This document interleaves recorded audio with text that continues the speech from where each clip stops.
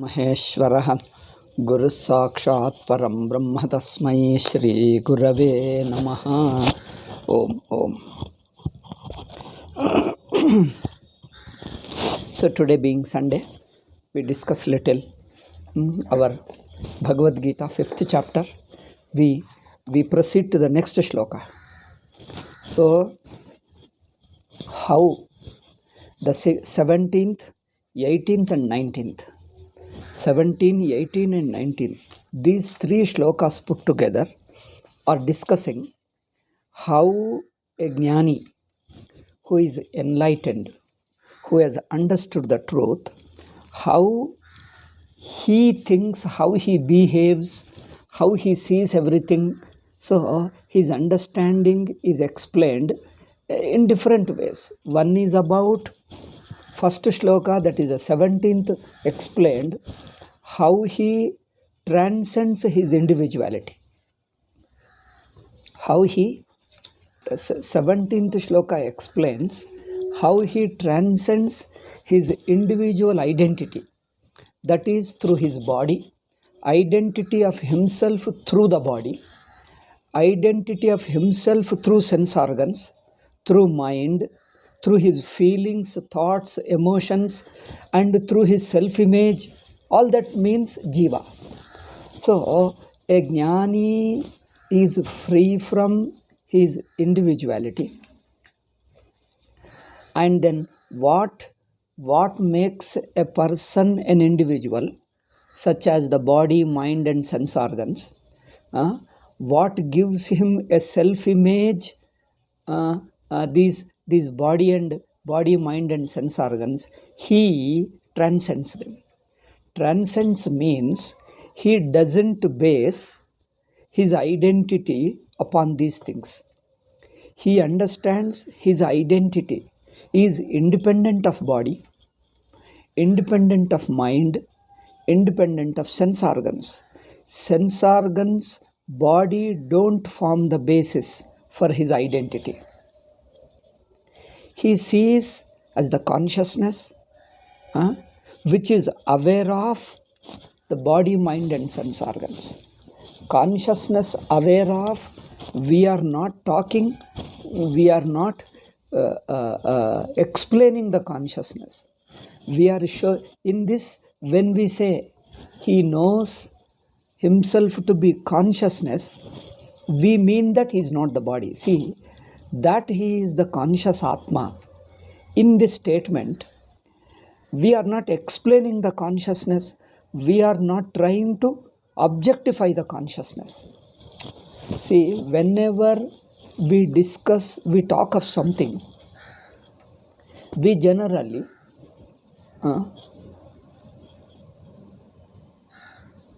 objectify the thing. Here, Atma knows only implies that Atma is not identified with the body.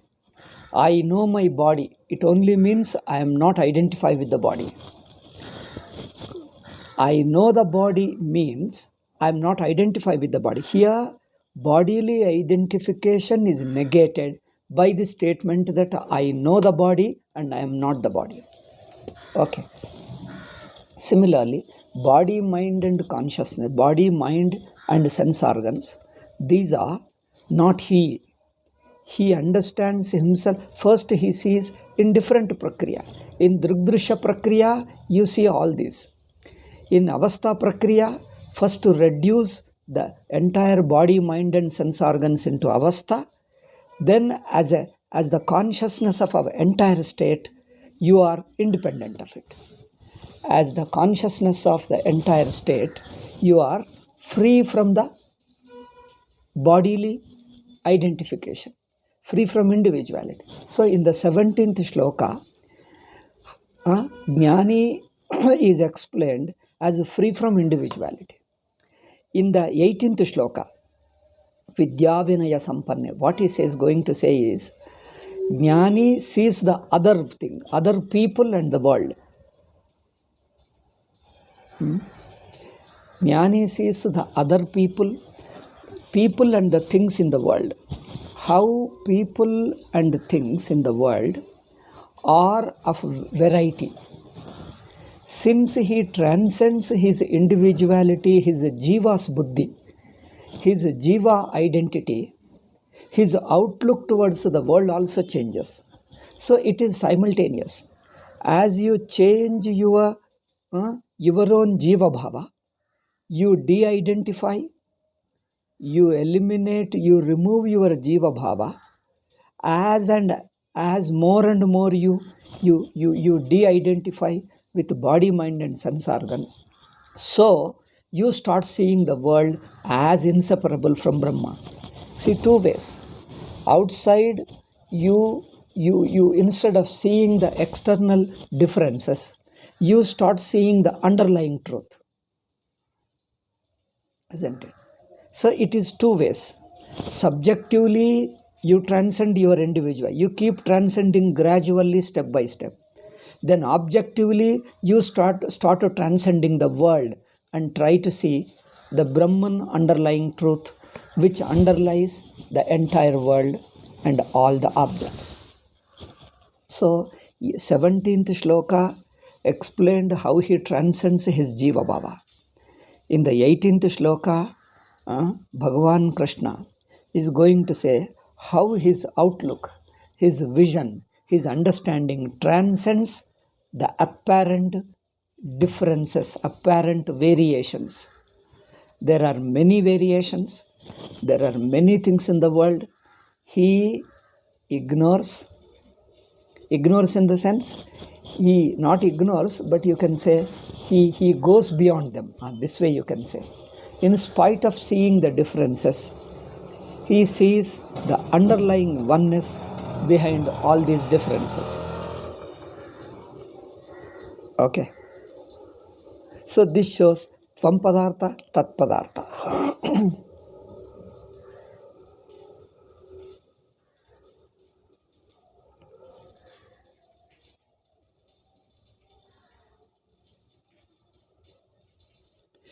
17th shloka,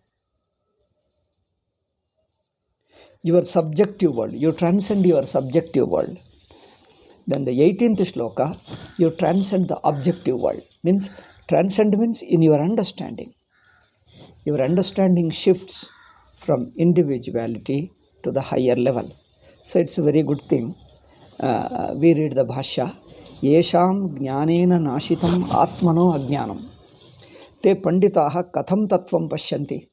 See, in the 17th shloka, the jnanam he gains. How is his jnanam? A jnani's jnanam. How is his jnanam? Means how is his consciousness? His consciousness is not colored by the body, mind and sense organs.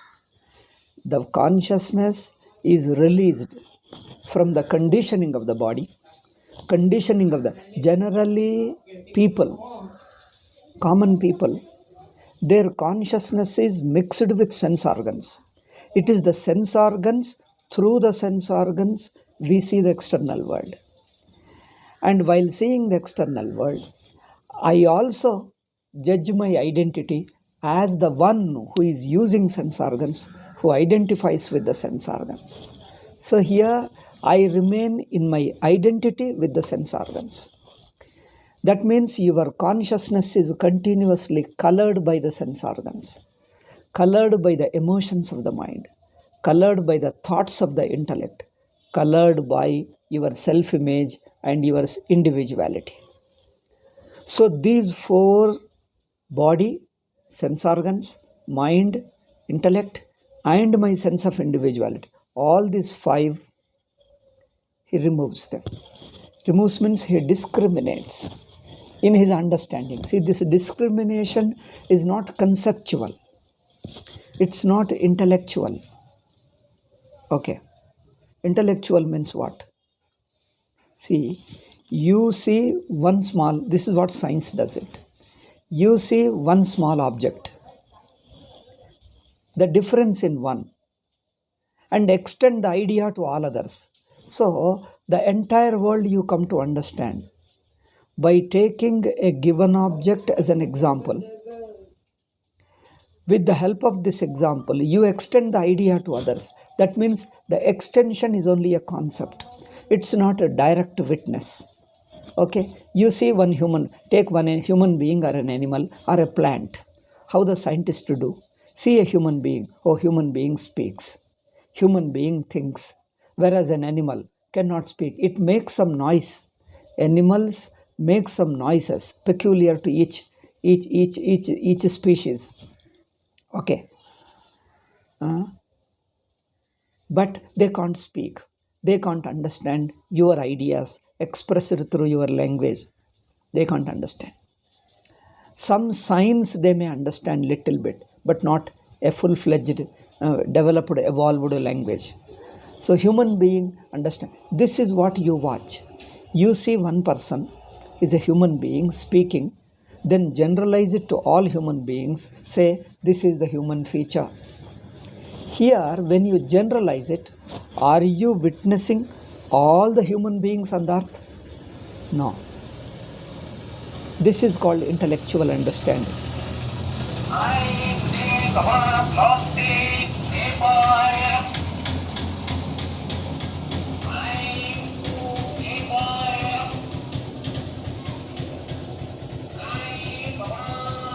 Just a minute.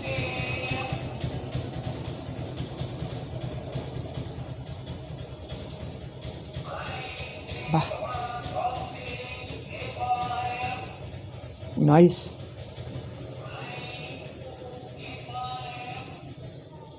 A fruit vendor, vegetable vendor on the street comes on a, what you call that wheeled cart. He uses a mic to announce that he is selling vegetables and fruits. Speaker, mic and loudspeaker he puts, and through his loudspeaker he wants to announce. See, fruit vendor on the street uses the loudspeaker to announce that he is coming. And loudly he says, say, don't delay, come on immediately. Otherwise I'll go away, I shall proceed to the next house, next street, come, urgently come, otherwise you will miss it. Now it is silent. So, his identity, his consciousness, we don't stay as consciousness. We use the sense organs and mind. Since we are using them, we always include sense organs as a part of mind, as a part of consciousness. We include the mind as an essential part of consciousness. Mind means the emotions as well as thoughts. How do we include? When we identify, because as an individual, I always identify with my sense organs, emotions and thoughts. Sense organs, mind and intellect. Mind and intellect I am dividing here. Otherwise we use in generally whether mind and intellect are both are same. But here a slight difference, a little difference, a subtle difference. Mind means emotions, feelings. Intellect means thoughts, conceptions, ideas, all that thing. So, consciousness is always seen as associated with sense organs, mind and intellect. Do we ever see consciousness in our life without an association of sense organs with it, without an association of the mind, that is an emotion with it, without an association of the intellect with it? Never. Common man I am talking. Common man never sees. In his waking state, he is conscious. In deep sleep, he doesn't have consciousness. I am talking as a common man, just a worldly man, not in a spiritual sense, a simple sense, take it. A common man, he is awake. That means he is conscious. In deep sleep, he was not awake. He was not conscious. When he is conscious, see, what is his consciousness? What is his nature? It is always in association with either sense organs or mind or intellect. So, one of these three, more often more than two. At least mind and sense organs, or intellect and sense organs. But sense organs or mind or mind and intellect, this one of these three, out of these three, one of the three are always in association with us throughout our waking state. Therefore, throughout our waking state, we are continuously in association with one of these, either sense organs, or mind, or intellect. This continuous association of myself with the sense organs, or the mind, or intellect, one of the three, or two of the three, or all the three, in either way. Throughout my waking state, I am in this associated state. This associated condition is called individuality.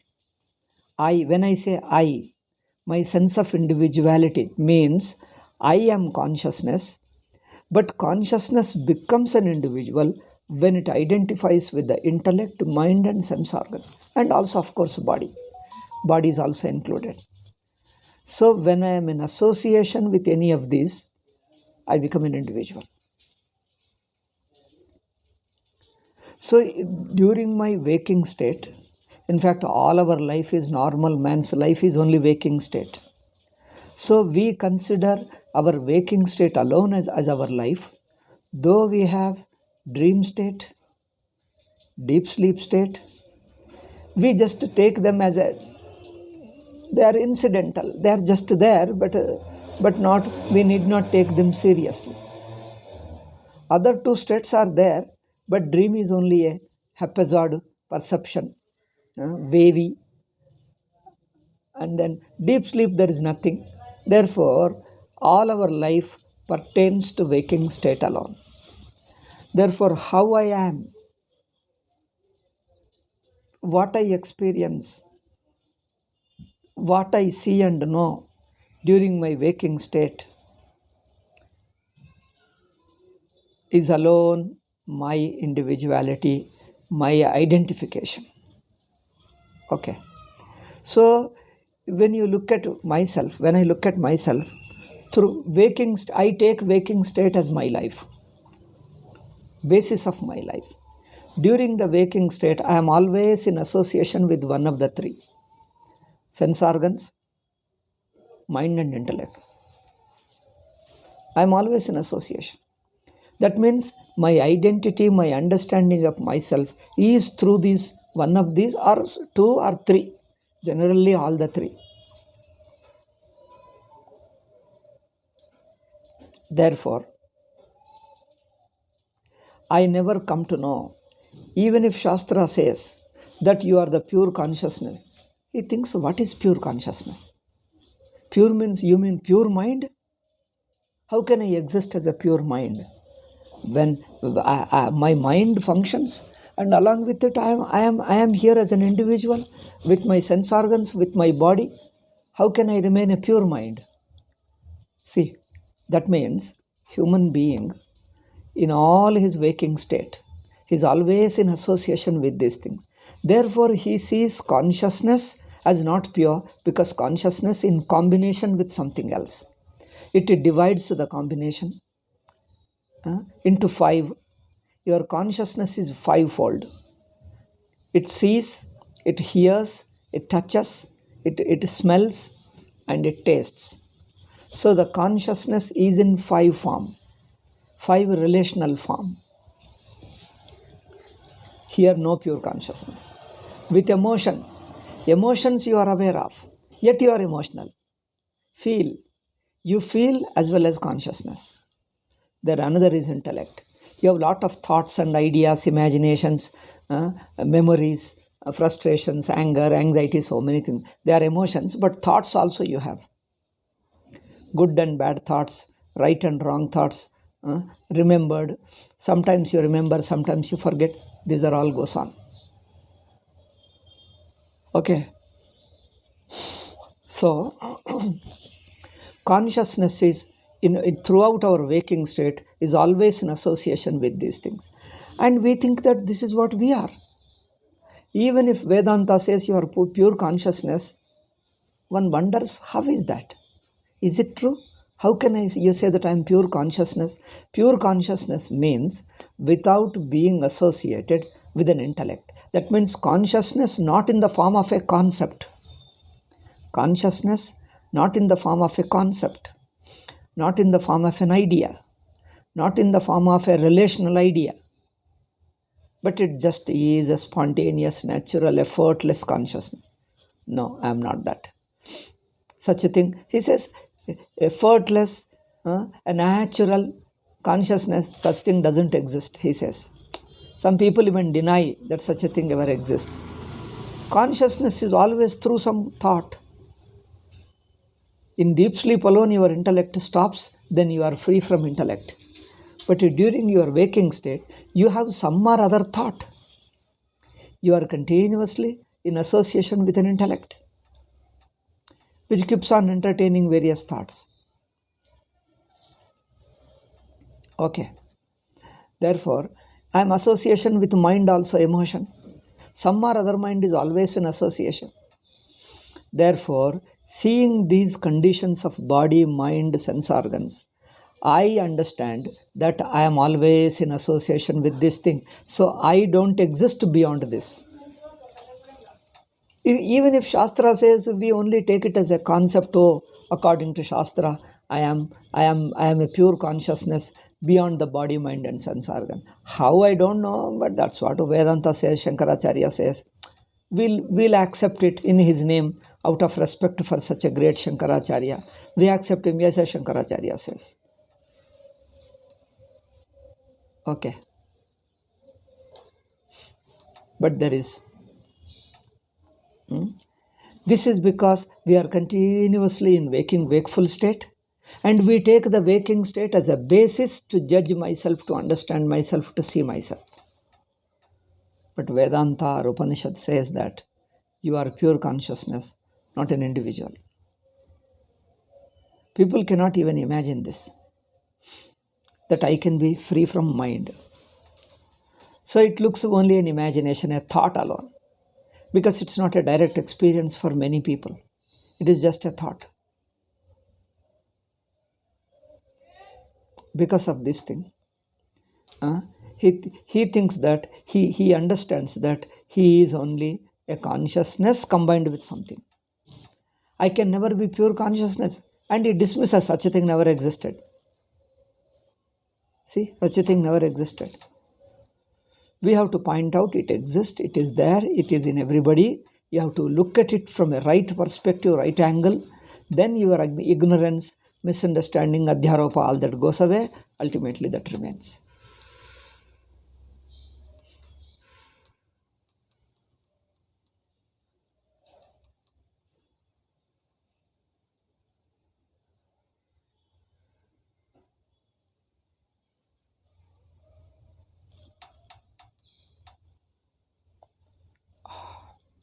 Okay. Now I continue. I'm a little problem. Okay, over. Problem is over. So when I take my waking state alone as a basis, and during my waking state I am always in combination with these things, then I think this is what I am. Even if Shastra says no, but Shastras, you take it as an idea, but we don't never see that. You only say, but how do I know? So, okay, on the belief of Shastra's words is that I am a pure consciousness, I am not in association with body, mind, sense organ. Even if you say, still you are in the conscious concept alone. Because that individuality itself is a concept. Concept means consciousness continuously in association with body, mind, and sense organ. This is my individuality. Individuality is a relational idea. That I am is a notion of me in relation with something else. A notion of me, a notion of I, two things are there. A notion of I based upon body, mind, and sense organs in relationship with the other. Two things are there. Based upon, in relation with. Based upon is my body, mind, and sense organ. They form the part of my subject, my individuality, that is subject. Then as an individual, I am related with the object. Okay. So a consciousness which is associated with body, mind, and sense organs and related to object. These two things make your consciousness as an individual consciousness. That is jivahood. Consciousness which is in association with body, sense organs, mind and intellect. And in relation, association, relation, you see. In association, you identify. In relation, you are continuously related to that. That means you are aware of something. You get related to it. So this consciousness is continuously in association or in identification and continuously in relationship. Shastra says, you are not this consciousness. We are still discussing 17th shloka only. 17th shloka alone I am discussing, and I will come to the 18th later. Later means after finishing this. So the jnani, an enlightened man, he observes himself and sees what is essential me. The real me is consciousness. Being consciousness is essential me because I have no choice over it. It is there. I can't forget it, I can't leave it, I can't get rid of it because I have no experience in my life where I am not conscious being. I have certain experiences where I can drop off, I can remove my associations with consciousness, like body. Bodily association is not there all the time with you in dream state. If you take waking state alone as the basis, then definitely your consciousness is continuously in association with the body, mind and sense organ. You can never imagine yourself to be beyond individuality. So if you take dream and deep sleep also into consideration, because they are also states of our experience. So here, if you take dream also as a basis, deep sleep also as a basis, because in dream, deep sleep, if you take other two states also into consideration and see what are you in all the three states, what are you in all the three states? You are conscious, that is okay, accepted. But as what kind of consciousness? Consciousness we know, but the consciousness in association with what? Is it in association with this physical body? In dream, it is not associated with the body. Secondly, it is not related to a second. Of course, in dream, you are not associated with this body, but you are associated with mind and related with other objects. In deep sleep, you are free from association with the body, mind and sense organs and relation with the world. Both disappear and you stand as just consciousness. So, to be able to extract the consciousness, to be able to discover, understand the consciousness independent of the association with the body, mind and sense organs, you have to extend your vision beyond the waking state. Confining yourself to the waking state makes you see as a waking individual alone. You are not more than an individual.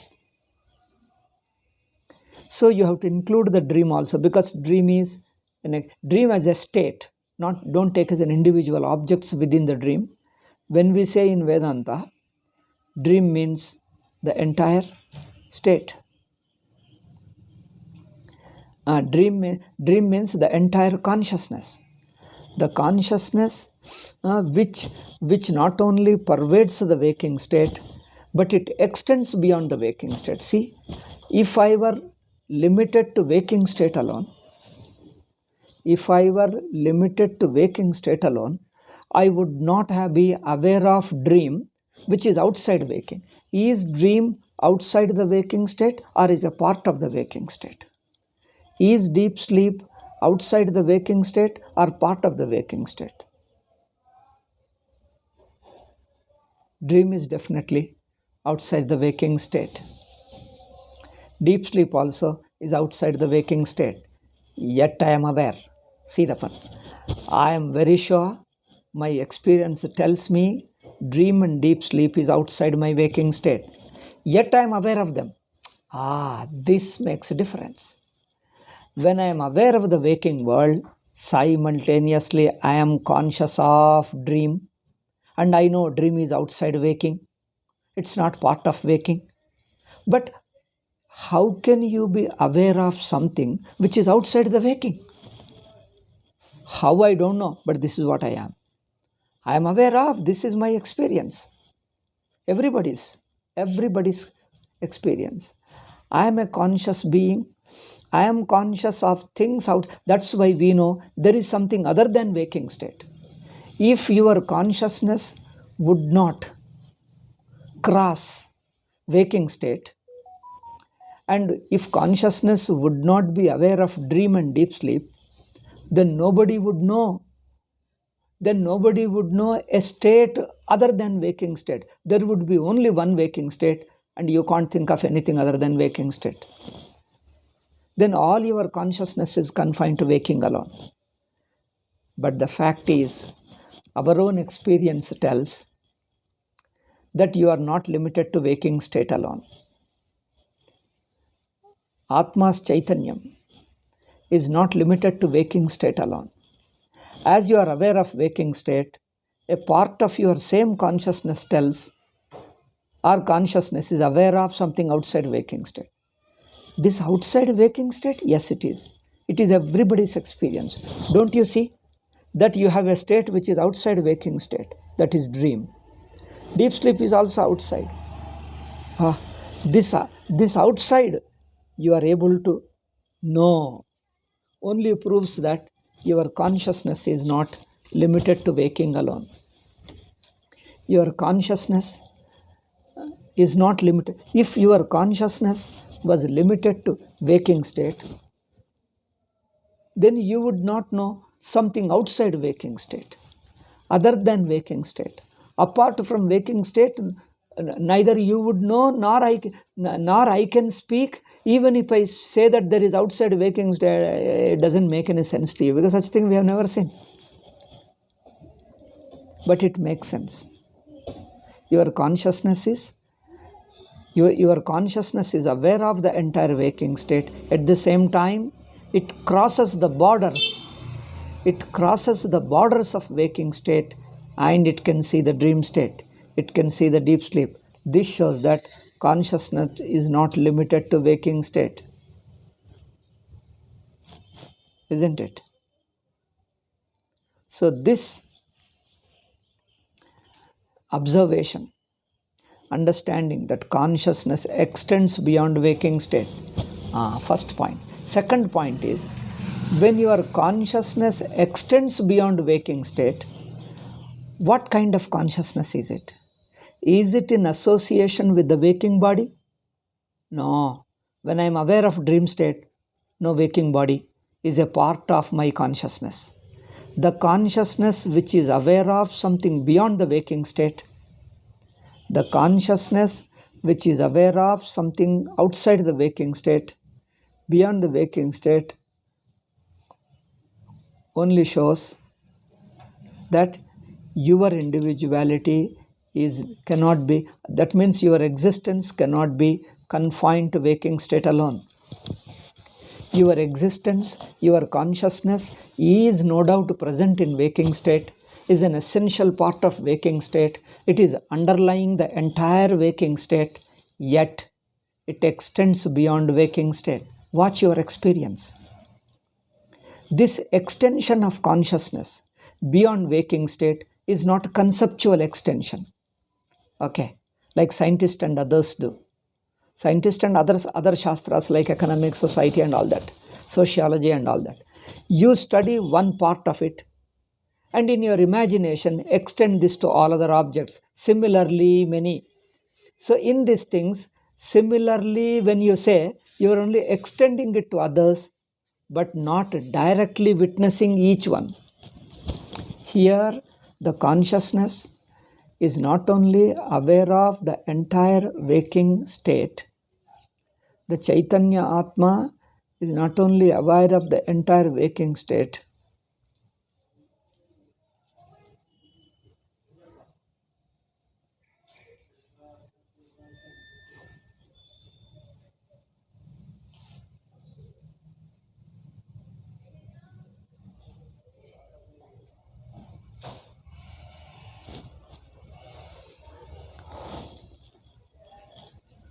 Okay, I think we'll stop.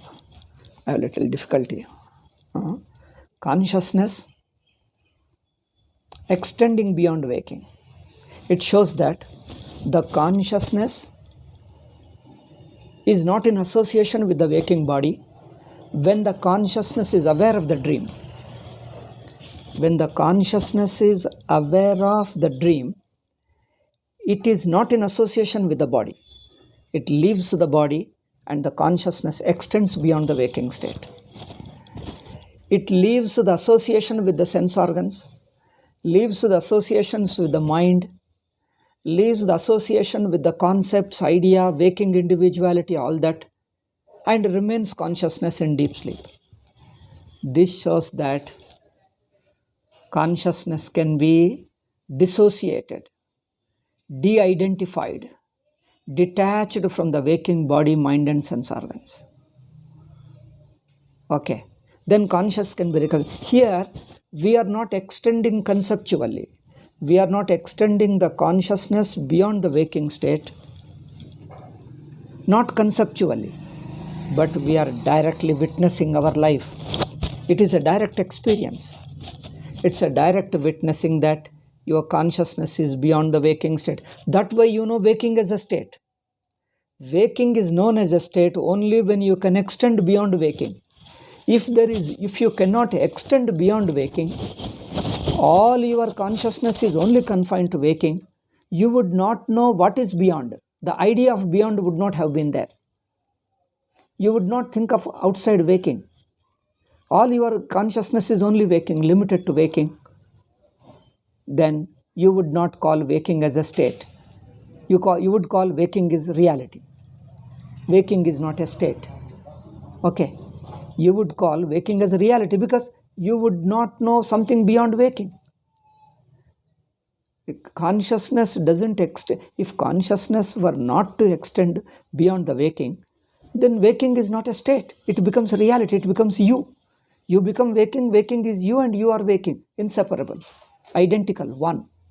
Waking is you and you are waking. That's all. Now you can't extend. But fortunately, our experience tells that you are extending beyond waking. Okay. Your consciousness extends beyond waking. This also proves that when consciousness extends beyond waking, it de-identifies with the waking body, waking mind, waking sense organs. Because that consciousness which extends beyond waking cannot carry the waking body with it. See, the consciousness which extends beyond waking cannot carry the waking body, cannot retain the association with the waking body. It cannot retain the association with the waking body, waking sense organs, waking mind. It can't remain. As long as it is aware of the waking objects, relate to waking objects, aware of the waking objects, it remains in association with the waking body, mind, and sense organs. Okay. Therefore, if you watch waking experiences alone, if you limit yourself to waking alone, you are always in association with the body, mind, and sense organ. That's all. Now we have to help you. Shastra has to help you to discover your consciousness free from the association with the waking body and waking sense organs and mind. Okay. How? You point out. How means Shastra only points out. Look at. See how your consciousness is beyond waking. That's why you know that there is a state which is outside waking. Is dream part of waking? Is dream another experience within the waking? No, it is not at all. Person says, even a commonest man says, without any education and culture, dream is not part of waking. Deep sleep is not part of waking. It's totally in another one. This proves that your consciousness extends beyond waking. That means your consciousness is not in association all the time, is not association with the waking body, mind, and sense organs. Your consciousness is not all the time an individual, waking individual alone. waking individuality cannot be equated with your consciousness. The witnessing consciousness cannot be equated, cannot be limited to the waking individuality, which is in association with the body, mind, and sense organs. Consciousness extends, that means identification with the waking body is false. Identification with the waking body, waking mind, and waking sense organs is only bhranti, is only a mistake. It's not real. Therefore, when you see the consciousness extending beyond waking, that very extending idea, it's not conceptual, it's directly your experience, we are pointing out. There, you are no more in association with the waking body, waking sense organs. So you are beyond that. Okay. So similarly, even the mind also, you are free from mind. Dream mind is different mind. The mind obtains in the dream is different from the waking mind. The intellect which thinks in the dream is different from the waking intellect. So then next step, when you watch, waking mind, waking intellect also is not there in the dream. There is another kind of mind, another kind of intellect. That's okay, but not the waking. Then the next question comes. In deep sleep, you are not in association with the dream mind also. You are totally free from mind and intellect, totally free from body and sense organs. Body and sense organs one side, body and sense organs is in the waking, but in dream, whatever is obtained in the dream, the mind and the mental projections, there also some kind of body and all these things are there. All that also you don't include as a part of the consciousness, because your deep sleep says the same consciousness which has witnessed spontaneously, naturally, witnessed the entire waking state, including my waking mind and waking notion of I. Okay.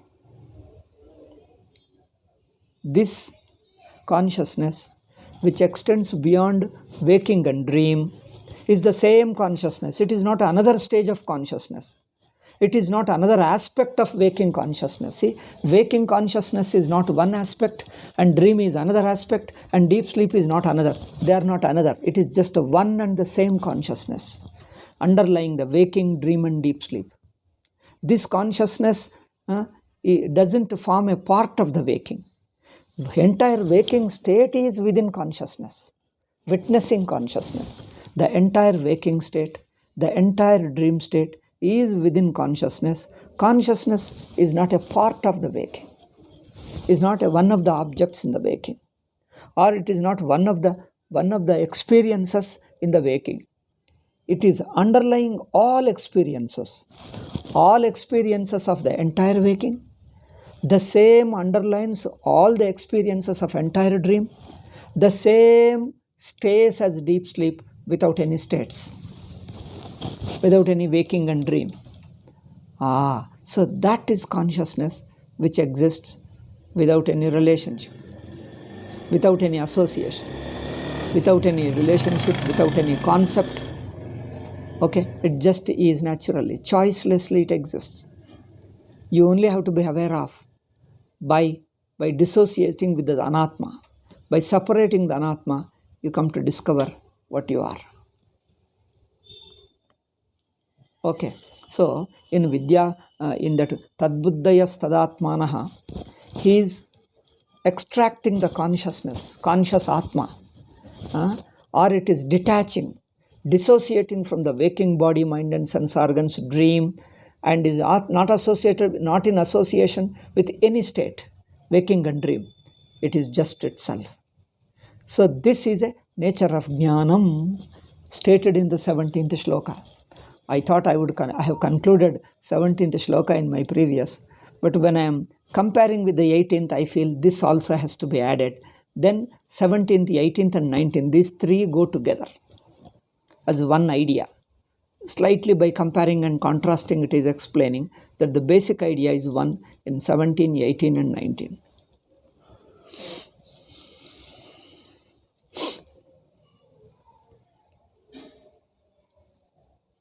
Okay, now in the 18th he says, slightly different. The Atma means consciousness or existence. When it is in association with the body, mind, and sense organs, it becomes an individual.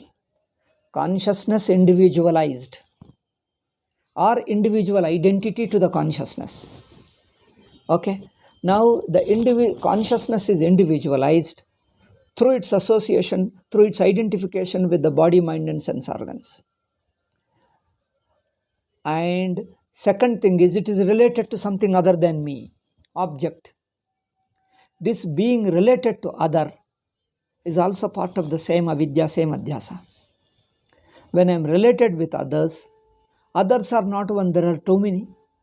There are so many people, so many things. When there are many people, when there are many things, do we respect all of them same way? Now he says in the 18th shloka, Vidya Vinaya Sampanne Brahmane. Now there are various kinds of people, living beings. Some are Brahmanas who are highly cultured and educated, who are educated and cultured. Vidya is education. Vinaya is culture. Humble, open mind, not rigid, not imposing. Remaining a wise man, of simple nature. Vinaya is humble. So, Vidya Vinaya Sampanna is a Brahmana. Okay. And Gavi. Gavi means cow. Hastini in elephant. Then Shunichaiva Shvapakecha. Then in dog. Shuni is dog. Then the Shvapaka is a Chandala, Antyaja, the lowest untouchable caste.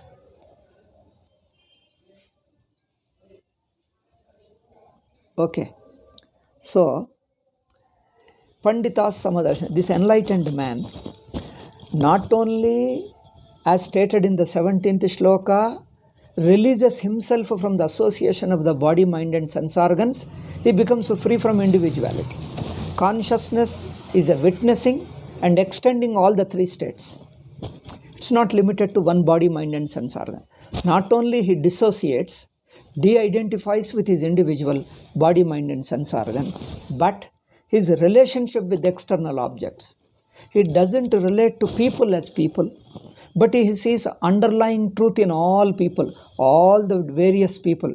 Just now we mentioned highly educated Brahmana, educated and cultured Brahmana, then a cow, then an elephant, then a Chandala, then a dog, and a Chanda. Dog is considered as a very, very street dog in India. So we see dog as a low animal because it's not very close to, like in America, they keep the dogs in their bedrooms alone, and their thought of their intimate, their sentiment, their emotional attachment to their dog is very strange and peculiar. It is an American culture, dogs relation to dog, probably in Europe also. But here we consider dog as a still an animal, normal animal, a lower than others. Okay. Therefore, Shvapaka, among the human beings, a person who is fallen from the grace, fallen because of papa, lack of punya. Okay. So, Panditas, an enlightened man, sees Samadarshi. It is a bigger topic, I think I can't deal with it. We'll discuss. Samadarshi means what? Sama, what does the word? In Sanskrit, Sama can mean, in worldly sense, Sama means equal. People take this as a social meaning and then try to interpret the social reformers. They don't talk of Vedanta, they talk of social relationship. But here, Shankaracharya or even Bhagavan Krishna is not talking of social relationship.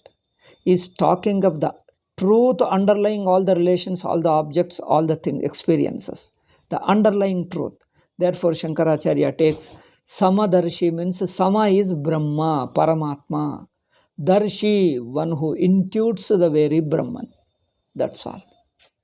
Sama is Brahma. Sama is just a proper noun which means Brahman alone. Samadarshi, one who witnesses, one who is aware of Brahman within, outside, inside. Within his individuality and external world, everything becomes one Brahman alone. Okay, we'll stop with this thing. That Samadarshi over that, how people misunderstand. That in the next shloka, here Shankaracharya says a little bit, one or two words, and explains more details in the next shloka. So on that Sama word, should we treat everybody equally or unequally or unequally, how to treat them? So it gives some idea. Let us see in the next class. Okay. Om Shanti Shanti Shanti. Hari Om Shri Gurubhyo Namaha. Hari Om Tat Sat.